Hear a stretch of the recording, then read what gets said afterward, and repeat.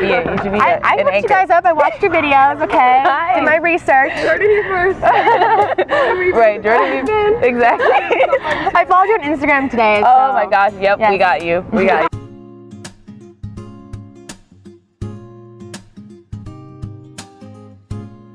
Hey guys, welcome back to Top 5. My name is Nimotalai and I'm here with Jordyn Wieber.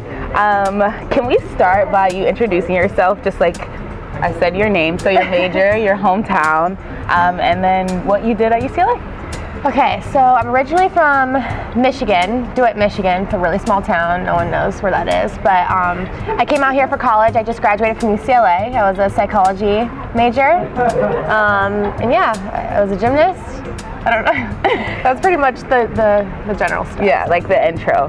And then with gymnastics, what did you do? As far as like... I started gymnastics when I was 4 years old, and I don't know, just kind of right from the beginning I was obsessed with it. It took over my life. I originally started because my parents, when I was just like a little toddler, they noticed I had little biceps and quad muscles, and they're like, okay, this is weird, like she kind of looks like a gymnast already. I was really naturally strong, so they put me in the sport, and I ended up, like I said, being obsessed with it, and then I ended up doing it for 15 years. Okay. I was on the U.S. national team for 7 years and competed all over the world pretty much, and then made the Olympics in 2012, and yeah. Wow, amazing. So when I first Googled you, even though like we met in the summer, you're the most overqualified student manager, which I thought was hilarious because whenever I see you with the team, I never think of you as a manager, like ever. Yeah. I'm like, you're on the team, like, you know, you do everything with them. But yeah, so how is managing, and like what have you learned from being around the team? Right. Well, it all started because I originally wanted to do college gymnastics, and I couldn't get a scholarship because I went professional, and so I asked Miss Val, because I wanted to come to UCLA. I knew I wanted to go to school here. I knew I wanted to move to LA, and so she told me that I could be a part of the gymnastics team if I became a manager. And at first I was like, okay, cool. Like I had no idea what that meant or what I was going to have to do or any of that stuff. And when I got there, she's like, okay, like, you know, if you're a manager, you have to do manager duties. And I was like, okay, like, what's that? Yeah. You have to move the mats, and you have to check the bars, like basically whatever the team needs. I was there just as a support staff and giving girls pep talks or making sure that all the mats are set up for their routines and all that stuff, which is kind of weird. You don't normally see Olympic gold medalists doing that, but I just had this mindset of I wanted to do whatever it took to help the team, and I was so invested in the program, and I wanted to be basically a part of the team as much as the athletes, even though I couldn't compete. And I learned so much from it. I realized how much of a team-oriented person I am. Just I got so much fulfillment out of serving other people and helping other people, and it didn't have anything to do with me being an Olympic gold medalist. You know, I just was like a normal person, and now I realize that it's a good example to set for all the girls who come and watch the gymnastics meets, the little girls, and just seeing somebody do that who normally wouldn't. So we're back, and yeah, we got kicked out of Luskin, even though it's a public place and we're on public property and we are students of a public university, but you know, the grind never stops. So Now we're on the side of Luskin. yeah, no, we definitely are, yeah. So, but AKA Bruin Walk, if you know, you know. So we were talking about your duties as a manager, and you were saying how you wanted to be a part of the team, even though you couldn't because of your, I guess like your qualification of being a professional. So that leads me into my next question, which is like, what are your views on the NCAA and the rules as far as like amateurism and being able to compete? Well, I mean, for everyone who doesn't know, you can't, like, if you go professional, if you accept any type of money or endorsements or sign with an agent at all, you're ineligible to compete in the NCAA. And so for a lot of sports like basketball and football and golf or whatever, you have the opportunity to go to college, get your full ride scholarship, and then have a professional career afterwards. But with gymnastics, it's just so different because of the nature of the sport. Gymnasts tend to peak when they're between ages 15 and 18 typically. So you don't really have the opportunity to go to college, do 4 years of college gymnastics, and then go professional. Just the way the sport works doesn't work out like that.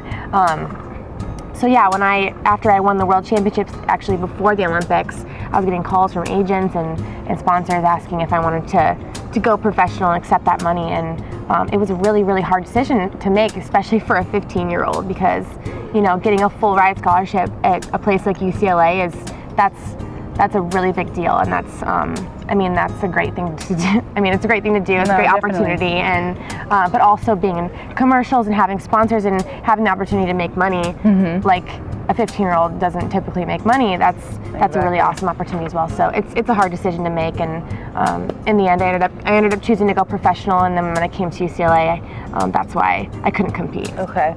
So, did you ever feel like you made like a bad decision or like the wrong decision? Because I know Kyla Ross was also a part of your Fierce 5, right? But she decided not to go pro, so she's able to actually compete here at UCLA. So even just like seeing her, like, have you ever thought that you made the wrong decision? I've thought about it, but in the end, I don't think I made the wrong decision. Okay. I could have so easily, you know, taken that risk and gone professional and then not made the Olympic team. Because if you think about it, there's how many gymnasts in the entire world, and every 4 years, 5 girls make the Olympic team. And now it's actually switching to 4 girls. So there was a really big chance that I could go professional and sign with an agent and then get injured the very next day and never make a dollar and not be able to do college gymnastics. So like I said, it's really hard for someone so young to make that decision. And I mean, you asked me about my opinion, and honestly, I think it should be sort of sport by sport basis, because gymnasts just don't have the opportunity. It's just the way our sport is. Whereas basketball, I think, or sports like basketball, sports like football, it's better to have them go to college first, and then when they're older and they're more developed and they're better at their sport, then they can have a professional career. But yeah, honestly, I think it should be decided on sport by sport basis. Yeah, it is.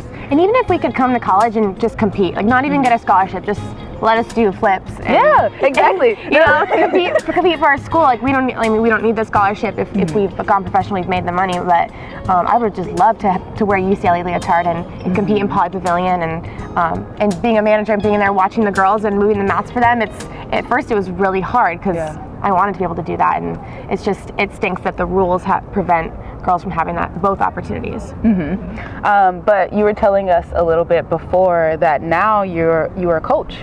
So how are those duties different from what you were doing as a manager?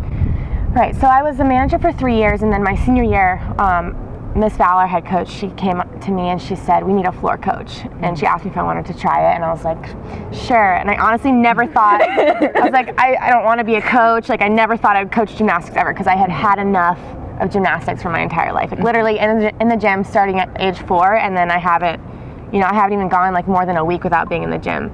So honestly, I was like, sure, I'll try it. Like it could be a cool experience, and I ended up just loving it, honestly. And now I want to make that my career. I want to be an NCAA head coach someday. And this year, actually, this is my second year coaching, and Miss Val has, even though I'm a volunteer coach, she's given me so much responsibility, and I get to take control of the floor team and come up with the plan and the training for every single day, and what the girls' assignments are, and come up with a lineup of 6 girls. So it's really fun. It's a challenge to try to figure out all the puzzle pieces of the athletes and connect with them and build relationships. It's honestly so fun. And how is it like seeing the girls develop? So you've been here for, is it going on 5 years now? So you did 3 years as a manager and then 2 years as a coach. And like, how is it just watching their development over time? Because I know it's like a bond, even though you're not on the team, you are a part of the team. So yeah, how is it just watching each girl develop? And my favorite is Caitlin Ohashi, who we've had on here. But yeah, like how is it? It's truly amazing. I mean, just coming in my freshman year and even my own personal growth that I've gone through, and now being able to be a coach and see that in the incoming freshmen, they come in, and especially for gymnasts, because we tend to be more sheltered. I'm sure Caitlin talked about her experience, but our training schedules are so intense, and a lot of times gymnasts have to be so isolated from other people of their age. We don't get to go to normal school. We don't get to, hang out with our friends at night. We have to go to practice every day for 7 hours, and so it's really hard, that transition going from club gymnastics into college. It's kind of a culture shock, but it's really cool to see girls sort of figure it out. And a lot of times it takes them a while. It takes usually their entire freshman year, if not a little bit longer, to figure out how to balance school and just being a coach. For me, it's less about technical coaching of the gymnastics. It's more about kind of being like a mentor and a life coach for these girls. I love it. Definitely. So we have a tradition on top 5. I have to say my top 5. Yes. But I want to know your top 5 floor routines, like of all time. Of my own or of anyone? Oh gosh. Your okay. own can fall in line with this as well. Okay, well, I'll start with one of my own. Okay. Number 1. Just to get it out of the way, you know. My floor routine in the team finals in the Olympics. Okay. Oh my gosh, like it was an indescribable feeling. I kind of just felt like, well, every time I competed floor, I told myself just to have fun. And it sounds really weird, but most people aren't used to focusing on your skills and nervous. I'm like, no, I just told myself to have fun, and that worked for me. So, but yeah, it was just one of the greatest moments of my whole life. So that's number 1. Nice. Well, I'll give one from UCLA. When I was a junior, we won the Pac-12 championships, and Sadiqa Bynum, she competed for us. She went last on floor at the Pac-12 championships, and the girl who went right before her fell, and she had to hit her routine. She had to get like a 9.95 to get the Pac-12 championship for the team, and she just killed her routine, and it was amazing. Nice. And then we won, so that was fun. Yeah, highlight. So Sadiqa Bynum, 2016. Champions made here, you know? Yes. Oh, yeah. Okay, I have to give a shout out to my teammate from London, Ali Raisman. She won the gold on floor Oh my in the gosh. Olympics, and her routine is just insanely amazing. So, Okay. honestly, Caitlin Ohashi's floor routine this year is going to be super dope. So You heard it here first. yes, That's a sneak peek. she's very excited about it. She did it last night in Poly for the first time at our Meet the Bruins. So Which I missed. it is MJ themed. Oh, So that's more fun. It's not really a moment that's already happened, but I feel like it's going to be one of my top 5. It's going to be in my top 5. Okay. Can I do a gymnastics moment that's not floor? Yeah. Okay. Yeah, why not? Carrie Strugg's vault from the 1996 Olympics. Oh my gosh. Okay, so 1996 was the first time Team USA won gold in gymnastics, and we were the second in 2012. And they did 2 vaults back then. Okay. She did the first one and sprained her I ankle. remember, yeah.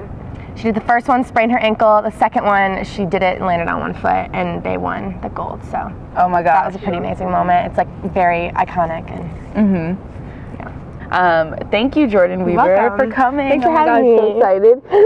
And then please be sure to like, comment, subscribe down below. We're going to put all of Jordyn's handles up.